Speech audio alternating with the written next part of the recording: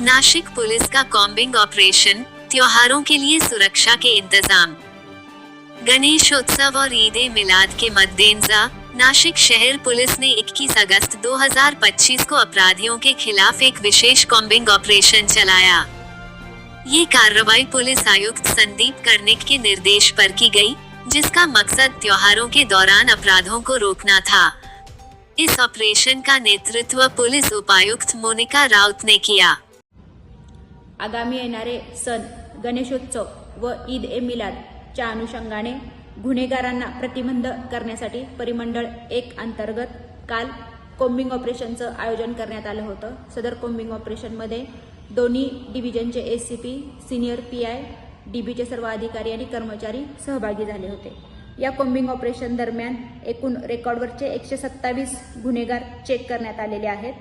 तडीपार असलेल्या एकूण 32 आरोपींपैकी सर्व आरोपींना या ठिकाणी चेक करण्यात आलेला आहे आणि त्यापैकी एक आरोपी सूरज कांतीलाल वर्मा हा अनधिकृतपणे वास्तव्यास मिळून आल्यामुळे त्याच्यावरती कायदेशीर कारवाई करण्यात आलेली आहे। तसेच बेकायदेशीररित्या हत्यार बाळगणारे रेकॉर्डवरचे एकूण 31 गुन्हेगार चेक करण्यात आलेले आहेत।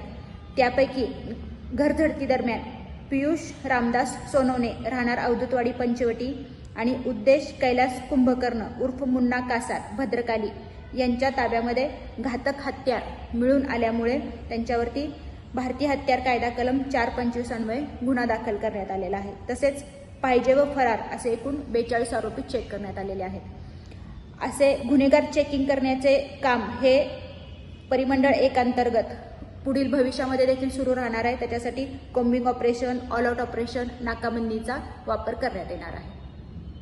रात 7 से 10 बजे के बीच चलाए गए इस अभियान में कई अपराधियों की जांच की गई। 127 पुराने अपराधियों से पूछताछ की गई। 32 तड़ीपार शहर से बाहर निकाले गए अपराधियों की जांच हुई, जिनमें से एक को नियम का उल्लंघन करने पर पकड़ा गया। 31 शस्त्र अधिनियम के तहत सूचीबद्ध अपराधियों के घरों पर छापेमारी की गई, जिसमें 2 लोगों को अवैध हथियार रखने के आरोप में गिरफ्तार किया गया। 42 फरार अपराधियों की तलाश की गई। पुलिस उपायुक्त श्रीमती राउत ने बताया कि आने वाले त्योहारों और महानगर पालिका चुनावों के दौरान भी इसी तरह के अभियान, जैसे कि ऑल आउट ऑपरेशन और नाकाबंदी, जारी रहेंगे।